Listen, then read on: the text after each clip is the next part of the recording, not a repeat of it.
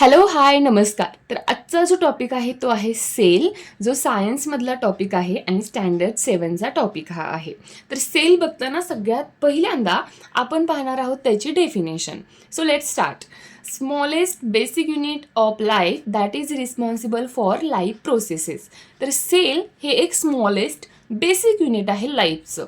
तर सजीवांचं हे एक सगळ्यात स्मॉलेस्ट लहानात लहान बेसिक युनिट आहे जे रिस्पॉन्सिबल आहे फॉर लाईफ प्रोसेसेस. तर शरीरामध्ये वेगवेगळ्या लाईफ प्रोसेसेस घडत असतात, जसं की रेस्पिरेशन आहे, डायजेशन आहे, एक्सक्रिशन आहे म्हणजे जी तुमची श्वसन संस्था आहे, त्याचबरोबर पचन संस्था आहे. ह्यामध्ये ज्या ज्या प्रोसेसेस होत असतात ह्या सगळ्यासाठी कोण रिस्पॉन्सिबल आहे, तर हे सेल्स रिस्पॉन्सिबल आहे. म्हणून याची डेफिनेशन आहे smallest basic unit of life that is responsible for life processes. सगळ्यात लहानात लहान सजीवांमधील युनिट आहे जे कारणीभूत आहे शरीरामध्ये ज्या काही लाईफ प्रोसेसेस घडत असतात त्यांच्यासाठी. आता याचं ऑर्गनायझेशनल लेवल काय आहे हे आपण बघणार आहोत. सगळ्यात बेसिक युनिट आहे सेल. आपण असं म्हटलेलं आहे की सगळ्यात बेसिक स्मॉलेस्ट युनिट आहे हे सेल आहे. मग हे या सेलपासून टिश्यू बनतात, टिश्यूंपासून ऑर्गन बनतात, ऑर्गनपासून ऑर्गन सिस्टीम बनते आणि ऑर्गन सिस्टीमपासून ऑर्गॅनिझम बनतात. आता सेल्स म्हणजे पेशी, पेशींपासून टिश्यू म्हणजे उती बनतात, उतींपासून ऑर्गन म्हणजे अवयव बनतात, अनेक ऑर्गन एकत्र येऊन ऑर्गन सिस्टीम बनते म्हणजे अवयव संस्था बनते आणि याच्यापासून ऑर्गॅनिझम म्हणजे सजीव तयार होतो. ही जी डायग्राम आहे ती तुमच्या बुकमधील आहे, जी तुम्हाला ऑर्गनायझेशनल लेवल समजून घ्यायला हेल्प करेल. इथे सगळ्यात सुरुवातीला सेल्स दाखवलेले आहेत. सेल्स एकत्र येऊन टिश्यू तयार होतात, टिश्यू एकत्र येऊन ऑर्गन तयार होतात. इथे जो ऑर्गन तयार झालेला दाखवलेला आहे तो आहे स्टमक, जो डायजेस्टिव्ह सिस्टीममधला आहे.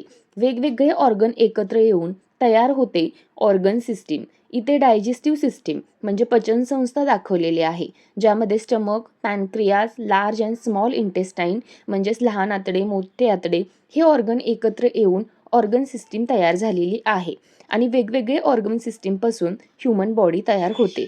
तर ही आहे organisational level of living organism.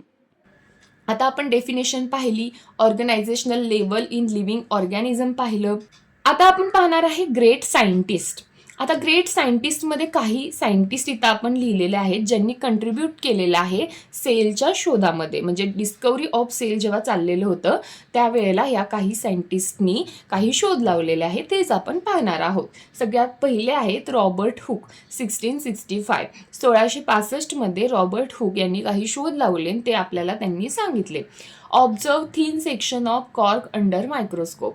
त्यांनी काय केलं की कॉर्क म्हणजे झाडाची साल जी आहे तिला मायक्रोस्कोपच्या अंडर पाहिलं. He saw hexagonal compartment. हे कॉर्क मायक्रोस्कोपच्या अंडर पाहिल्यानंतर त्यांना काही हेक्सागोनल कंपार्टमेंट दिसले, म्हणजे षटकोनी आकाराचे काही कंपार्टमेंट दिसले.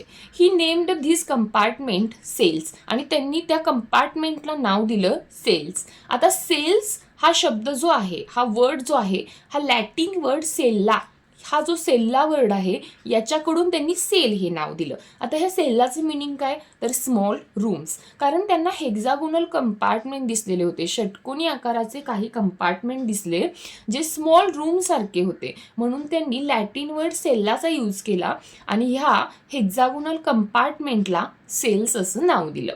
आता दुसरे जे सायंटिस्ट आहेत एम.जे. स्क्लेडन अँड श्वान, 1838 या दोन सायंटिस्टनी आपल्याला सांगितलं all the living organisms are made up of cells.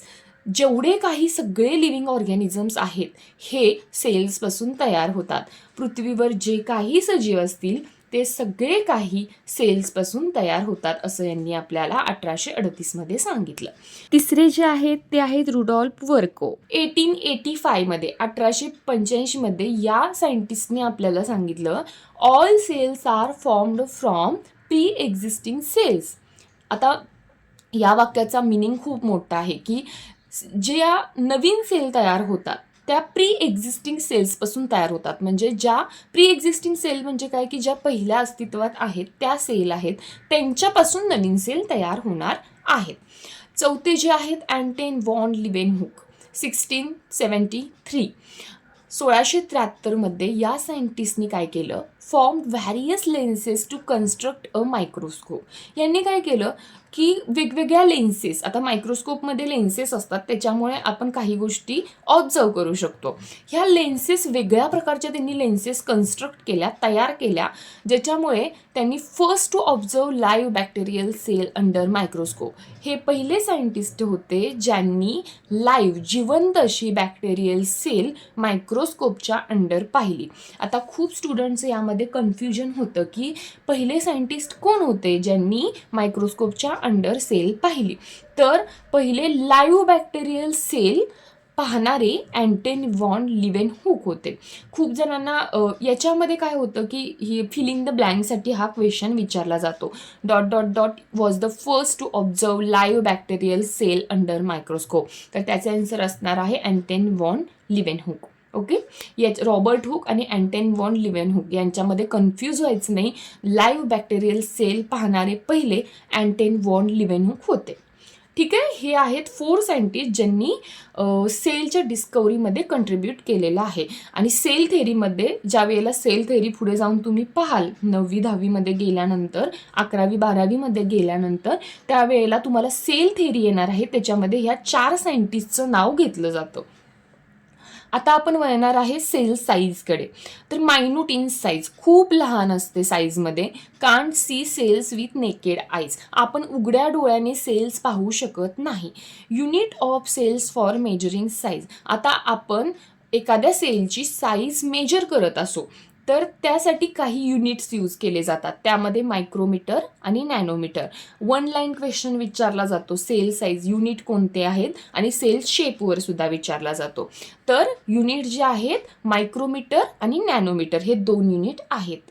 आता सेल शेप, तर कोणकोणते शेप असतात सेलचे? पहिला दिलेला आहे सर्क्युलर, दुसरा आहे रॉड शेप, तिसरा आहे कॉलमनार, चौथा आहे स्पायरल, 5वा आहे ओव्हल, 6वा आहे रेक्टँगल. याचा अभ्यास जो आहे आपण तुमच्या बुकमध्ये एक डायग्राम दिलेली आहे त्याच्या हेल्पनं करूया. तर तुमच्या पुस्तकामध्ये सेल साईजमध्ये अशी व्हॅरियस सेल्स म्हणून एक डायग्राम दिली आहे. इथे तुम्हाला काही सेल्स दिलेले आहेत ज्याचे शेप तुम्हाला ओळखायचे आहेत किंवा सांगायचे आहेत. पुढे मी कोणत्या सेलचे कोणते शेप आहेत ते तुम्हाला सांगते. तर इथे मी ते सेल्स नेम लिहिले आहेत ज्यांचे शेप तुम्हाला सांगायचे आहेत, जे तुमच्या बुकमध्ये दिले होते. सगळ्यात पहिली जी सेल आहे ती रेड ब्लड सेल आहे, जिचा शेप सर्क्युलर किंवा राऊंड शेप, जिला गोलाकार असं म्हटलं जातं. दुसरी जी आहे मसल सेल, जिचा शेप स्पिंडल शेप आहे, म्हणजे दोन्ही टोकांना निमुळते असा.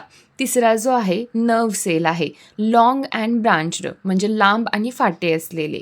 चौथा जो आहे तो अमिबा आहे. याचा शेप इरेग्युलर असतो, म्हणजे अमिबाला विशिष्ट असा आकार नसतो, तो त्याचा आकार बदलतो. 5वा जो आहे बोन सेल आहे, जो फ्लॅट अँड राऊंड, म्हणजे सपाट आणि गोल असा आकार. 6वा जो आहे तो स्पायरोगायरा, याचा शेप जो आहे हा स्पायरल आहे, म्हणजे वळणदार असा आहे. 7वा जो आहे फॅट सेल आहे, ज्याचा शेप स्पेरिकल, म्हणजे गोलाकार आहे. आणि 8वा जे आहे स्पर्म सेल आहे, ज्याचा shape oval head with long tail, म्हणजे अंडाकृती असं तोंड आहे आणि लांब अशी शेपटी आहे. हे काही सेल्स आहेत आणि त्यांचे शेप आहेत. तर ही जी आहे ओव्हरऑल आपण सेलची बेसिक इन्फॉर्मेशन समजून घेतली. सेलची डेफिनेशन, त्याचबरोबर ऑर्गनायझेशनल लेवल, ग्रेट सायंटिस्ट कोणी कोणी डिस्कवरी केली सेलच्या related, cell size, cell shape, हे सगळं काही बेसिक गोष्टी आपण पाहून घेतल्या. नेक्स्ट पार्टमध्ये आपण ॲनिमल अँड प्लांट सेल पाहणार आहोत.